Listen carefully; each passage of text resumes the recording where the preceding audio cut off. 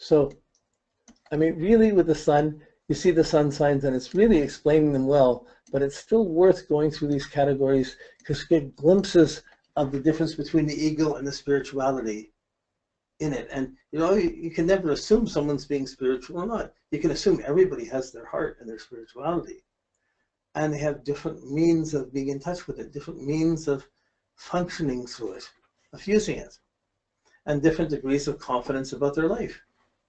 If someone's lacking confidence, it can come from complexes with other planets or difficulties with other planets, but it's still the same. They have to find their confidence by being their sun sign, by being the qualities in their sun sign in a noble and a positive way. So they're always refining the old, we're breaking off the dead branches or the grungy branches off the trees so that the nice new branches can grow. The fixed signs, they're not driving. They're fixed. They're stubborn. They resist change. These souls want things to stay the way they are, and they're who they are. Don't make them change or don't expect them to change. It's enough. They made the effort to be there and do something. Don't make it more difficult. Don't try and push them. Don't try to change the way they do it. They're doing it their way. And this determination, this tenacity, it'll maintain its own nature in all kinds of stress. So there's 4 different ways of being stubborn, of maintaining that tenaciousness, of resisting change. So Taurus wants to accumulate things. I want this. This is mine. I don't want to give it away. It wants to accumulate the things, my beautiful things, my precious, these things. That's Taurus with the taste. I have the taste to have these good things. Leo, I'm just the best. I'm a winner. I'm the best. Don't put me down. Don't applaud me. You applaud me and I'll be there. Don't applaud me. Why should I be there? I'll lead. So they have a very self-centeredness of having to play and be good and be best at what they do to win. Taurus doesn't care if they win as long as they get paid or get comfortable and get the things they want. But the Leo, it's not just about getting the things we want. It's about having to be able to get applause, get attention, get that adrenaline that it has a great nobility, getting that nobility. Whereas Taurus is more practical, they want substance. But the confidence is going to try and move to gain confidence in these ways. And I may be saying it one thing, but 1,000 people will come in to gain confidence through being best in 1,000 different ways. So this is not a limitation. It's like a theme in music, and there's all these different ways people dance to it. So when it gets interesting, you see you have a certain way of doing it. Then when you see other people are different and how you relate to each other, you start to see the sparks and how you can get along with anyone as long as you're not trying to change them. So if you meet with a fixed person, they're going to be the same way. They're not going to, they may get boring to you after a few years because they're doing things the same way. They want to change it. But don't try and change it. You might want to get freedom to do some different things, but you're not going to change them. So the Scorpio too, once they get committed and they're committed in a relationship, we're together, we're all in once, all together, what are you doing, where are we going, what are you doing? They get over judgmental and fixed in a judgment of what's right and wrong and what's secure and not secure, what's trustworthy and what's not. If a Scorpio usually judges you and sees if you're okay in the first few seconds they meet you. And if they get a bad impression, it's going to take you 10 or 20 years to change that, to get rid of it completely. Because they hold on to their reflected judgments. They get their confidence in being able to measure who's good or who's not, and when to stay within and when to come out. And Aquarians know what they know. They get their confidence from knowing who they know and being strong and all of that. I know so-and-so, I know and so I don't know that person's this, that person. So they can be very mentally judgmental about who they know and what team or what group they're in. So that's the peer pressure sign. But the sign comes in and you get your confidence from sharing what you know and having other people respect what you know or listen to you. Each one has its own special quality that can be good, but if we're making up these archetypes, or I call them little caricatures of people, we're building up a caricature of someone looking at their sun, and I'm trying to do it so we're doing all of them a little bit, but really when you're doing a person's chart, you're looking at that person's character and going through each step at a time and letting them build up on each other. And then these patterns get much, much more unique, and you see them. And once you know this process works, you can always go there to trust to find what's the next thing to say, to heal something. You come back to make the chart work, and work better. But these shine, they get established, they get fixed, they get determined, they do things in their own tenacious way, but they don't like things to change. So the minute something's finished or completed, they don't want to let go.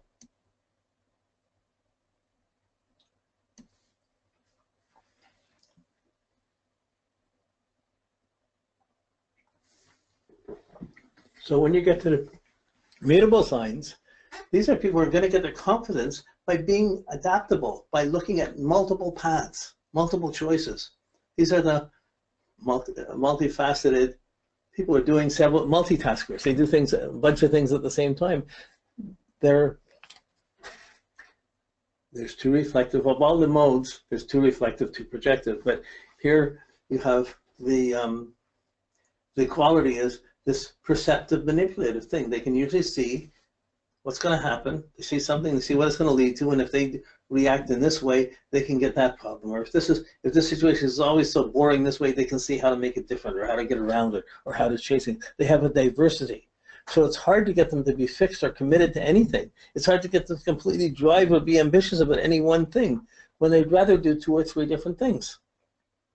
So these are very smart souls. These are souls that gain tremendously from the vast diversity of life. So they learn from every type of experience, all the different experiences, but they often have less to show for it because they haven't driven for it. They haven't fought to be, but they've seen it. They learn, and they have understanding and insight coming from this multifaceted approach. So they're very wise or very foolish. But they'll always have multiple choices. The problems in their life will come from too many things rather than too few. 3 people love you instead of 1. Or you have 3 different types of jobs you have and not just the one you're supposed to do. And these mutable, I call it perceptive manipulative. They can perceive things. They can see, as soon as, if you have a kid that's one of the mutable signs, and your cardinal say, here's the rule, this is what has to be done. And if you're a fixed sign, you say it has to be just exactly this way. And if you're a mutable sign, you just laugh at either of them and you find a way to get around it, to do your own thing anyways and get around it and maybe take care of that. So they're persuasive. They don't push for things, they're not stubborn things, but they're persuasive, and they find a way of getting there around the obstacles, around diverse obstacles, very agile. And they'll get their confidence at, so they're not going to be interested in one specific job. They're going to be interested in a couple of things to do in their life. They want to make it diverse. They want to make it live an interesting life. But they can all exaggerate and go out in too many directions. And that means they can go out in good and bad directions and a bit of both. So that's interesting, but it's not necessarily stable. So the sign, this mutability comes in on top of the confidence, and the confidence is only get confident if they have several choices or 2 or 3 things going on. Whereas a fixed sign, they can be quite confident one thing going on as long as it's stable and secured. Whereas a cardinal sign, something's secure, but they got to drive for the next thing. Push for the next thing. This is not enough. So the cardinal, the fixed, and the mutable are the 3 modes. And they're very, you can see them. People will act them out. You look at any kid, they'll act out these roles like archetypes. It doesn't take long to look at them and see, oh, they're being this, oh, they're being that.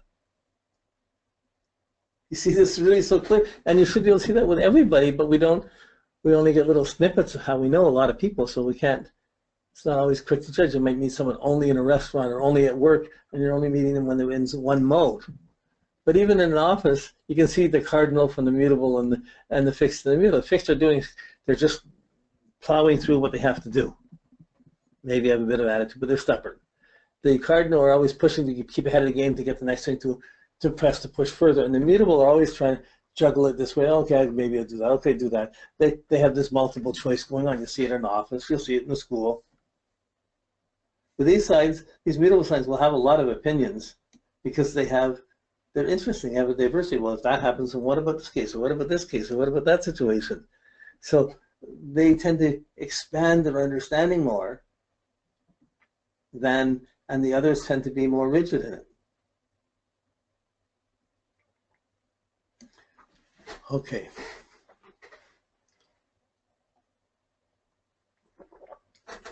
I mean, this is these are the classes, the planets and signs and houses. That's where you have to work to get through it. But in working through it, astrology becomes so alive and so real if it works for you. If you just do the work in time, it becomes yours. Then all the rest of the stuff, learning timings, learning when these things get triggered off, that's simple stuff.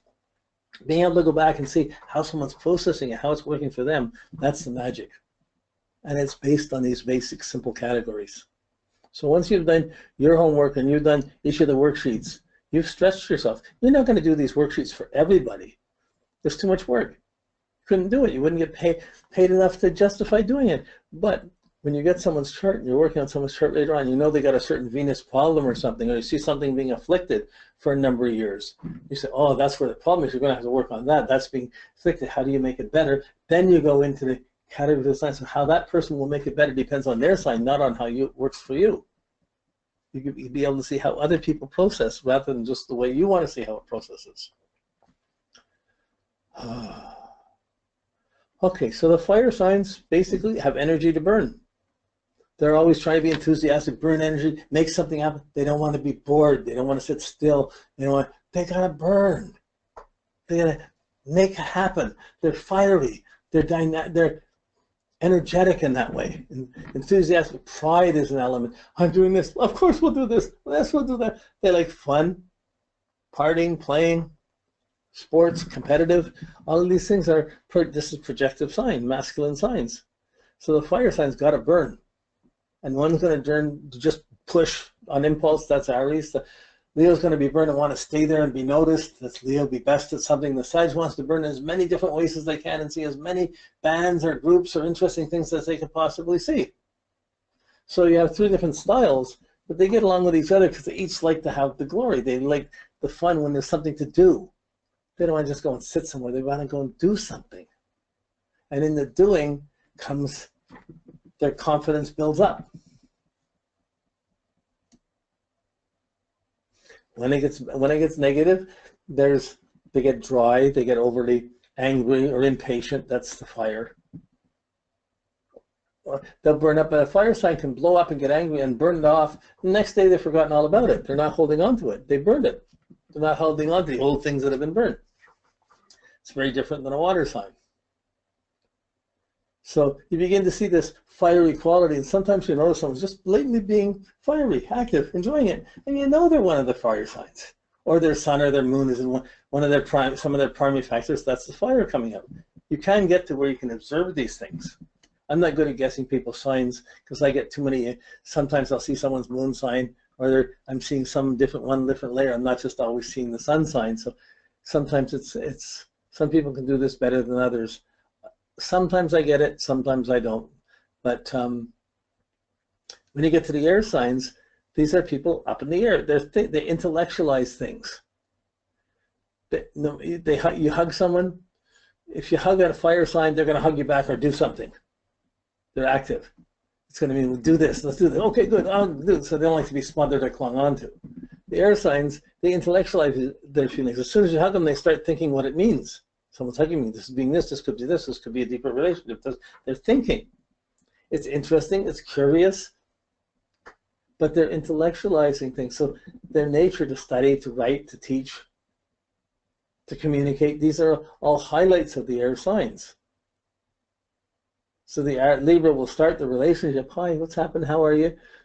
The Aquarius will know things and they'll just tell people when they're wrong or what they need to know or what they need to do and try and be helpful that way. And Gemini just is funny. They got all the different associations and multiple ideas, and they're always processing their different take on things. But they're all tending to intellectualize. They need to express themselves. They're communicative. They're talking.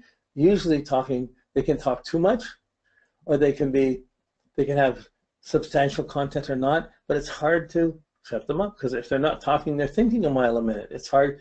They're working with their mind the strongest. That's a curiosity. So the air signs, you can see they're rational, they're strategic. The fire signs are dry because they burn up energy and they can be angry. The air signs can get dry because they're just thinking too much and they don't have, come to bed, dear, not now I'm thinking, I'm watching a movie, I'm thinking about something, and they can be lost in their mind. But at the same time, that mental energy works well for them and helps them to find their confidence. So they will process their experiences and find it hard through thinking about it.